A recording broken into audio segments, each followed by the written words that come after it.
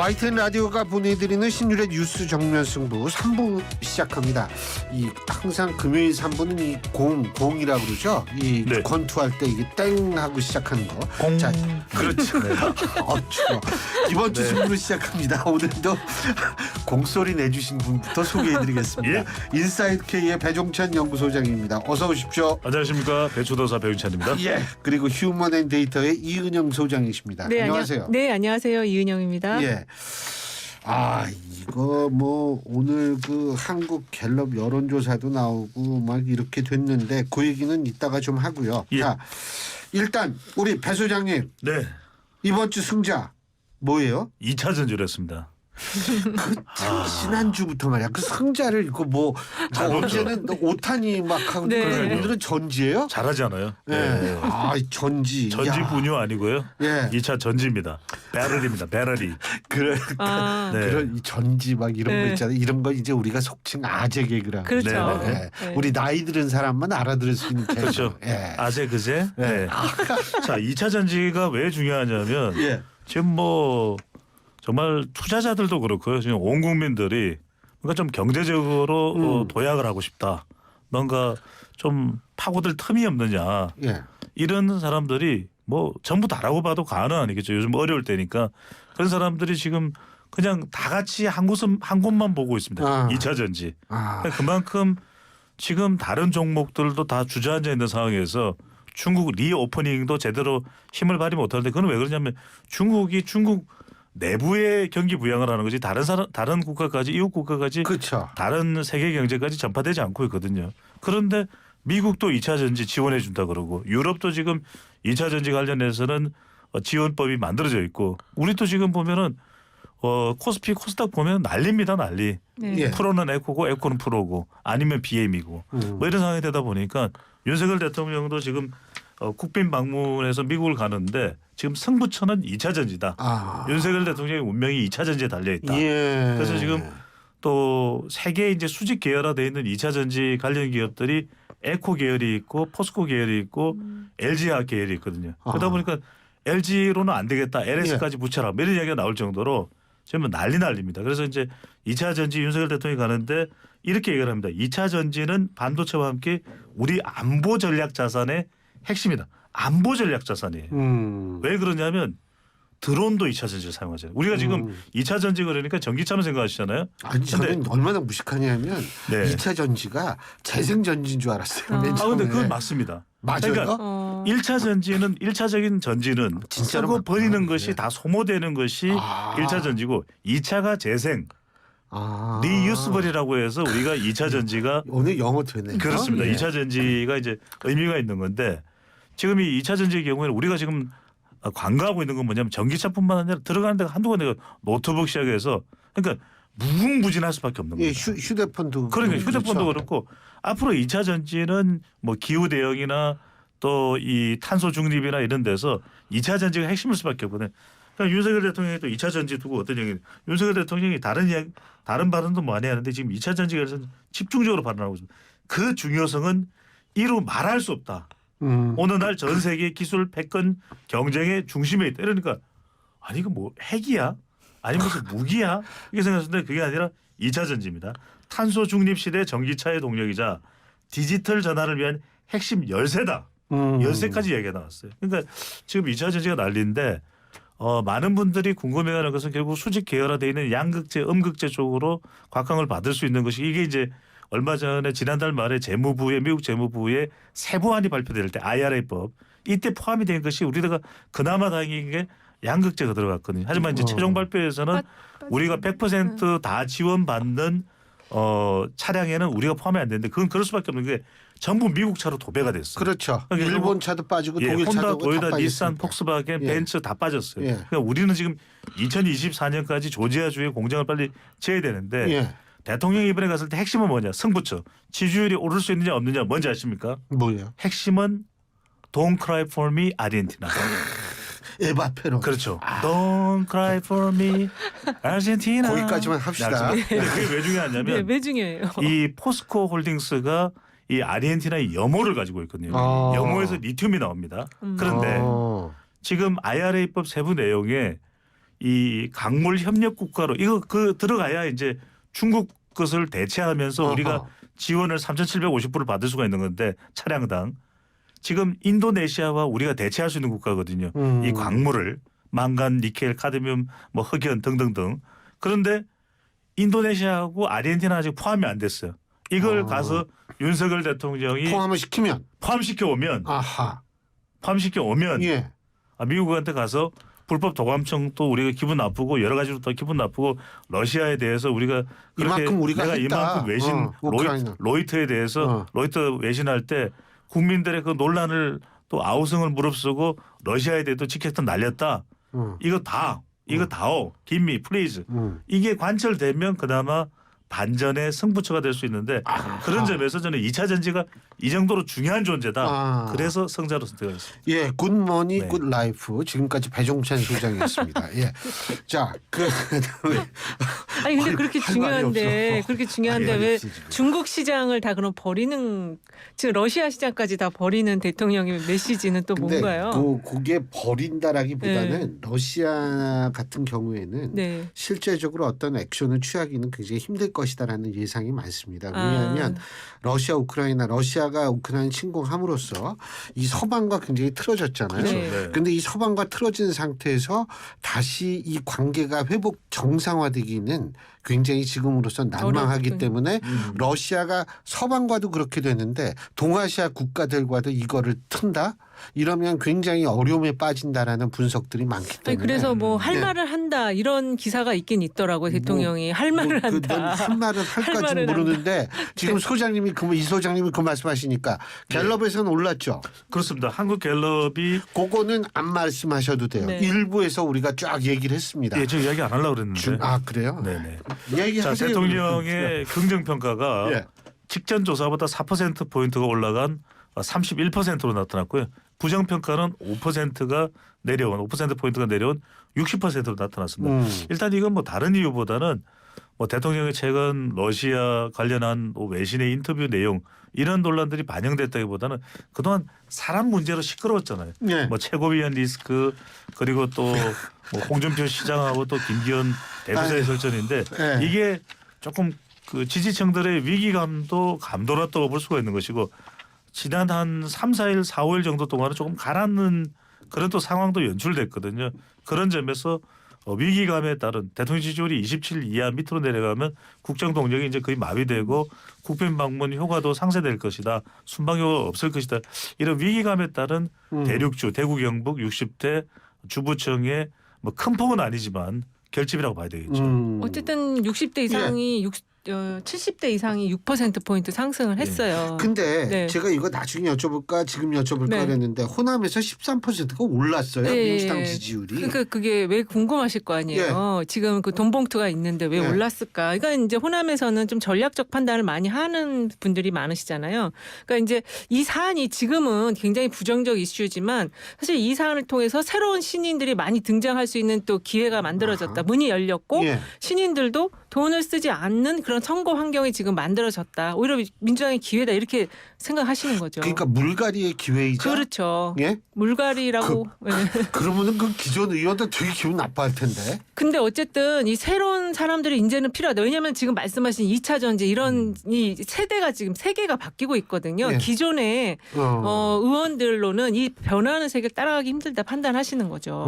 그것도 있겠지만 저는 예. 또 다른 이유는 핵심 지지층이 굉장히 큰 불안감이다. 어허. 왜? 저도 이 사안을 접했을 때 이재명 리스크보다도 송영길 리스크가 더 크겠는데라고 생각하고 빅데이터를 분석해봤더니 실제로 그렇더라고요. 이건 이제 각자가 사용하는 빅데이터 분석 도구에 따라서 다를 수는 있겠지만 오히려 국민들은 왜냐하면 그정은 이재명 대표 관련된 리스크 관련해서는 재판도 남아있고 더 관망이에요. 지지층 내에서는. 더군다나 그리고 이재명 대표 당대표 지위에 대해서도 뭐 지지층들은 그래도 계속 이재명으로 가야 된다거든요. 그런데 지금 2021년 5월에 송영길 전 대표가 당시에 5월 2일 전당대회에서 당선될 때 대의원이 45% 일반 권리당원이 40% 일반 국민이 10% 그리고 일반 당원이 5% 적용되는데 겨우 대의원에서 215표 차이로 이겼어요. 0.59%입니다. 그러니까 예. 지난 대선의 0.73%포인트 차이보다도 더 적은 비율이에요. 예. 그러다 보니까 지금 홍영표 당시 후보 지금 의원 입장에서는 어떤 생각이 들 수밖에 없냐. 그때 내가 당선될 수 있었던 거 아니야? 그렇죠. 이렇게 되면은 당의 근간이 무너집니다. 당이 완전히 그 이후 와해 상태가 올 수도 있는 거죠. 그렇다면 핵심 지지 기반인 호남 40대 화이트 칼라 중에서 호남은 결집을 할 수밖에 없는 거죠. 왜? 이대로 되면 당이 풍지박산 난다. 그러니까 40대와 화이트 칼라는 비리, 부패, 부정, 의혹에 대해서 민감한데 호남은 어떤 생각이냐면 이걸 잘못했고 잘하고를 떠나서 이거 아예 기반 자체가 날아가 버릴 수도 있겠네. 이런 상황 때문에 그 절체절명의 위기감 속에서 풍전등화 이 속에서 이제 결집을 하는 거라고 봐요. 근데 좀 다른 해석을 하시는데 저는 오늘 정진상 정무조정실장이 보석으로 나왔잖아요. 나왔죠. 근데 이제 방어권을 보장을 해준 거고 그 이면에는 그동안의 이 수사나 이런 내용들이 상당히 좀 문제가 있다라고 재판부도 판단하는 것이 아니냐. 그러니까는 지금 이 민주당의 그 핵심 지지층인 호남에서는 전체 이 뭐랄까 선거의 전체적인 환경 자체가 여기서 배 소장님은 이제 민주당이 굉장히 위기가 왔다라고 생각을 하셔서 결집이 된 거다라고 얘기하셨는데 저는 그것이 아니고 민주당이 좀 새로운 이제 기존의 안 좋은 관행들을 이번 기회에 좀 털어버릴 수 있는 자체 정화의 기회를 잡았다. 또 이렇게 판단할 수도 있다고 저는 근데 봐요. 이 부분은 짧게 예. 말씀드려야 될 것 같아요. 왜냐하면 우리가 이건 오해가 있으면 안 되니까 우리가 법원에서 보석을 판단할 때는 지금 흘러가고 있는 것이 뭐 검찰 수사가 잘못됐다고 해서 보석을 해주는 게 아니라 건강상이나 심리상으로 뭔가 좀 부담이 될 때 특히 이제 피의자에게 그럴 때 적정한 조건을 걸어서 집안 내부에만 있고 그리고 담보금을 걸어서 보석을 시켜주는 거지 그 보석 자체가 뭐 법적으로 별 문제 없어서 이 사람을 풀어주는 것 자체는 아니라는 걸 좀 우리가 알 필요가 있을 것 같아요. 자, 네. 이 소장님은 저는 승자가 누구예요? 금태섭 전 민주당 의원을 꼽았고요. 예. 제3지대 창당설을 지금 떠올리는데 승자가 될 수 있을까 해서 저는 있을까? 네. 승자가 아니고 승자가 될 수 있을까? 네. 예. 왜냐하면은 지금 오늘 갤럽 여론조사 결과를 보면은 정당 지지율에 있어서 지금 무당파층이 31%. 그러니까 올해 나온 무당파 사이즈 중에서 제일 많이 나왔거든요. 근데 보통 무당파 한국갤럽 기준은 27에서 30이 왔다 갔다 하잖아요. NDS도 예. 마찬가지입니다. 예. 그래서 이게 이제 고관여층이 ARS에서 정당 지지도를 끝까지 답변을 하기 때문에 그 무당파가 고관여층이 적고. 그렇죠. 무당파 그렇죠. 그게 적고 예. 전화 면접에서는 이제 사람이 물어보다 보니까 정당을 어느 당 지지하냐 물어보는 게 되게 민감한 질문이에요. 답변하기 싫어하는 질문인데 그러다 보니까 무당파층이 많이 나오는 것도 있지만 지금 양당 모두 진짜 민생을 신경을 안 쓰고 있잖아요. 그러니까 이제 이 무당파층의 사이즈 제3지대의 사이즈가 커졌는데 이 타이밍을 잘 잡아서 김태섭 전 의원이 어쨌든 지금 국내에서도 크게 대접을 못 받고 있어요. 그래서 뭔가 좀 새로운 정치 신인들의 등용문으로서 제3지대 창당을 이야기하고 수도권에서 30석을 좀 갖고 싶다라는 얘기를 했는데 사실 이게 3지대 창당이라는 게 쉬운 일은 아니거든요. 이 무당파층이 많이 있다고 해도. 그래서 한번 좋은 어떤 그런 선의의 의도가 지금 양당 체제에 좀 피곤해하신 분들에게는 새로운 또 바람을 넣어줄 수 있다. 이래서 예. 좀 꼽아봤습니다. 저는 이게 배 소장님. 전적으로 공감하기 힘든 게 지금 무당층 비율이 높은 것은 정말 기존 정당에 대해서 식상할 대로 식상했고 정당 지지율 조사가 잘못된 거예요. 왜냐하면 정당 지지율을 다 좋아하지도 않는 메뉴를 올려놓고 어느 식당에 들어갔는데 김치찌개, 된장찌개, 오므라이스 다 먹기 싫어요. 근데 이 식당에서만 먹으라는 거예요. 그러면 억지로 선택하는 겁니다. 아니면 안 먹으면 굶어 죽으니까. 그러니까 지금 정당 지지율을 어느 정당 더불어민주당, 국민의힘, 정의당 다 마음에 안 들어요. 그래서 그런데도 답변은 해야 되니까 억지로 강요받은 선택이 지금 정당 지지율의 결과라고 저는 생각을 하거든요. 그러면 이 무당층은 식상할 대로 더 식상한 거예요. 완전히 짜증이 폭발한 겁니다. 그런데 검증되지도 않은 제3정당을 찍는다? 이건 어린 반프로시도 없는 이야기인 거죠. 그러니까 가령 이 질문은 정말 그렇다면 금태섭 신당을 따로 떼어놓고 물어봐야 돼요. 금태섭 신당에 대해서 과연 지지할 의사가 있느냐 또는 금태섭 신당이 어떤 정당이냐 아느냐 금태섭 전 의원이 어떤 사람인지 아느냐 이런 걸 다 물어본 다음에 아주 구체적으로 그 데이터를 내야 되는 거고요. 지금 만약에 금태섭 신당이 이런저런 걸 다 물어봐서 한 15%를 한다. 자, 전국 어느 지역구고 대부분 그럴 겁니다. 15%를 특정 정당의 후보자가 득표를 해가지고 지역구 당선이 어려워요. 지금 소선거구제이기 때문에. 그런데 수도권에서 30석이다. 이건 굉장히 어려워지는 거죠.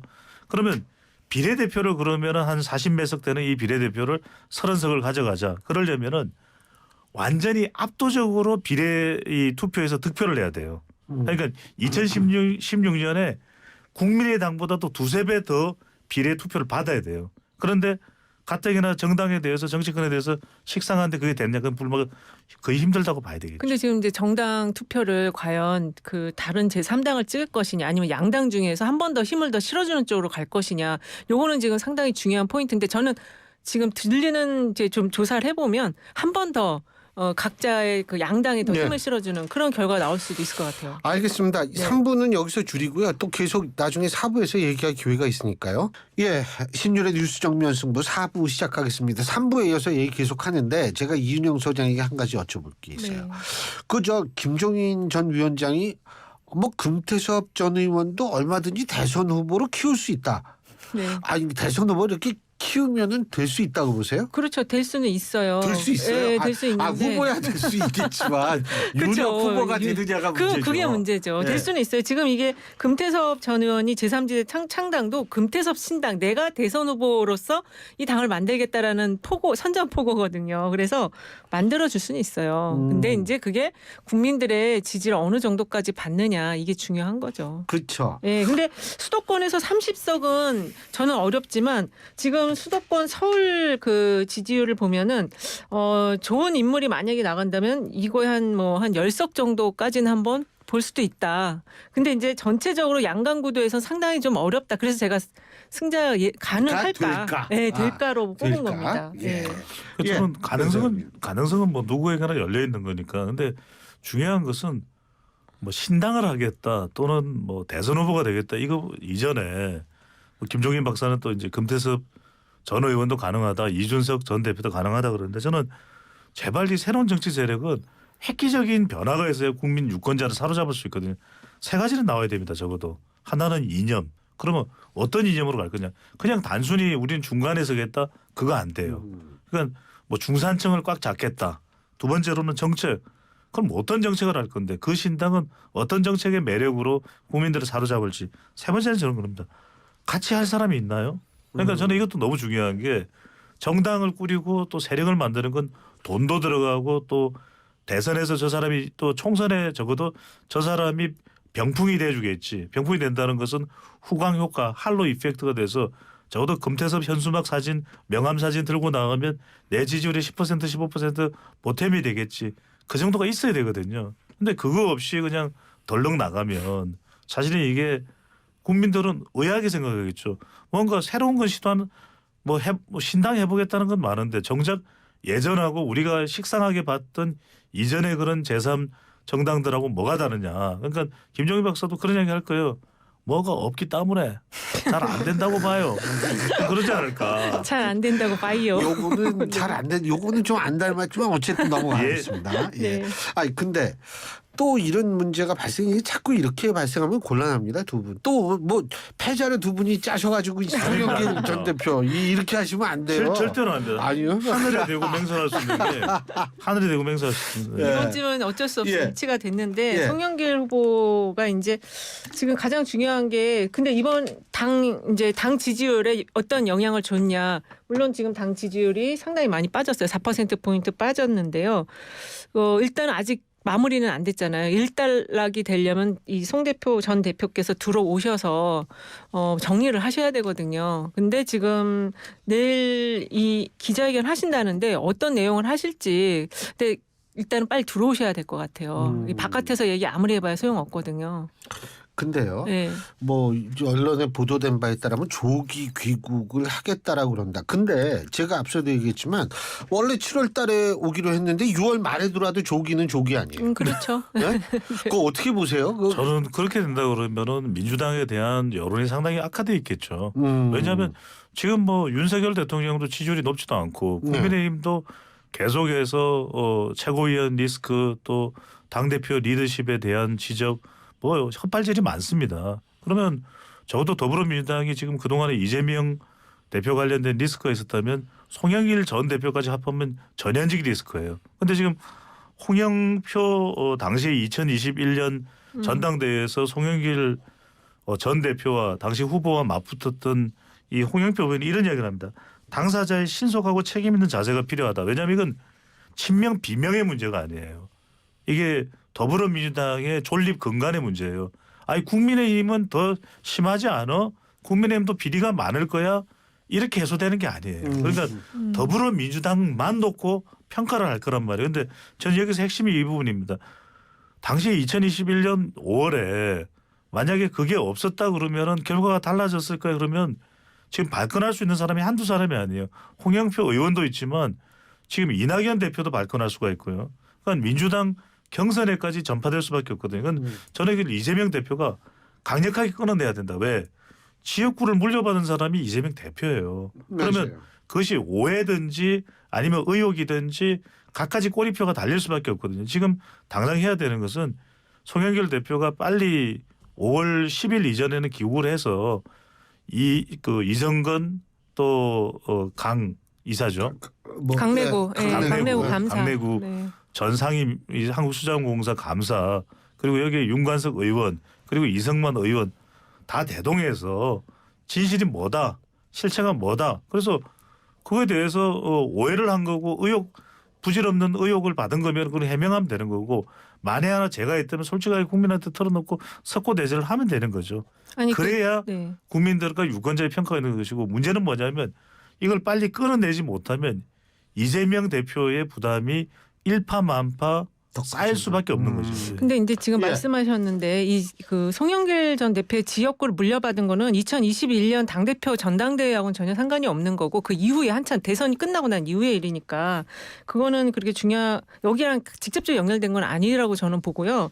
그리고 사실 지금 민주당 내 당내 경선이 그 당시 그 당대표 선거가 0.6% 정도 차이였어요. 홍영표 예, 5군가 그래서 1%가 채 안 됐는데 홍영표 의원이 굉장히 지금 억울할 수는 있어요. 하지만 이때 만약에 이게 3자 구도였거든요. 3자 구도가 제일 치열하거든요. 결국 다 이게 333으로 나눠갔기 때문에 그래서 이 3자 구도일 때 결선 투표를 도입을 한다면은 좀 이 당시에 이렇게 치열했던 것이 한 번 더 이렇게 걸러질 수 있지 않았을까. 그래서 아마 지금 민주당 안에서는 그 결선 투표제 도입에 대한 것도 아마 검토를 많이 할 거예요. 그러니까 결국 이 지금 송영길 그 전 대표의 이 돈봉투 건이 제도의 개선으로 지금 이어질 수 있다. 그렇게 저는 보고 있거든요. 근데 지금 개선을 지금 예. 이야기해봐야 다 부질없는 것이고요. 그건 이제 그때 문제가 있었던 것을 이제 어떤 식이든 규명하는 것이 제일 중요한데 저는 이재명 대표를 이야기하는 이유는 그런 의혹의 꼬리표를 달고자 하는 것이 아니라 지금 이 사안을 해소하는데 자칫 잘못하면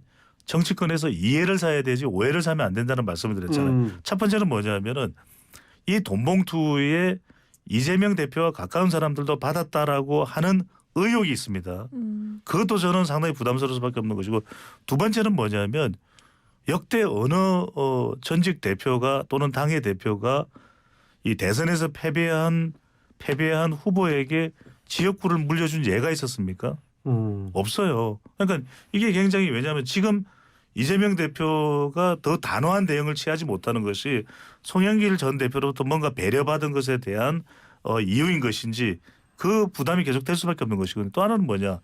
지난 대선에 민주당 경선에서 우리 교수님께서는 아마 신유 교수님께서는 얼핏 기억이 나실 거예요. 그때 이 이재명 후보 외에 다른 후보들이 이재명 대표 외에 다른 후보들이 왜 송영길 대표가 좀 이재명 후보 쪽에 좀 호의를 베푸는 듯한 운영을 하느냐 기억나실 거예요. 그러니까 그런 것도 그러니까 오해는 오해일 수가 있겠지만 그런 의혹일 수 있겠지만 그런 것까지 부담이 되는 것이거든요. 그러니까 저는 이재명 대표가 아까 말씀드렸듯이 돈봉투와 연관된 사람은 단 1만 원이라도 받으면 아예 공천 없다. 그리고 당은 당규에 대해서 따라서 처벌하겠다. 그다음에 송영길 전 대표에 대해서도 가장 가혹할 정도로 가장 준엄한 기준으로 판단하겠다. 저는 그걸 빨리 해야 된다. 사실 지금 국민의힘에서도 돈봉투 건이 지금 나왔잖아요. 국민의힘 내에서도 무슨 김현아 지금 그 당협위원장이 시도위원들에게 돈 봉투를 돌렸다라는 게 지금 나와 있는데 그것도 좀 취재가 더 필요해요.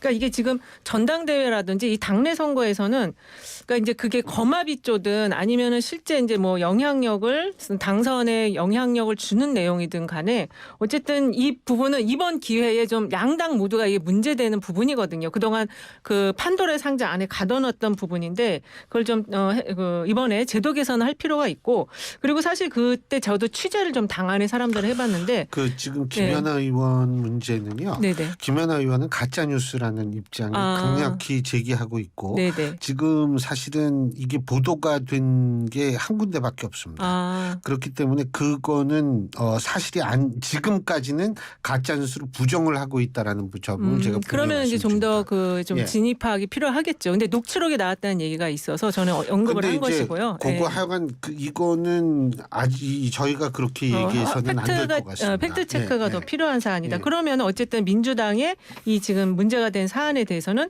제도 개선으로 빨리 이어져야 된다. 이렇게 저는 생각을 하는 거죠.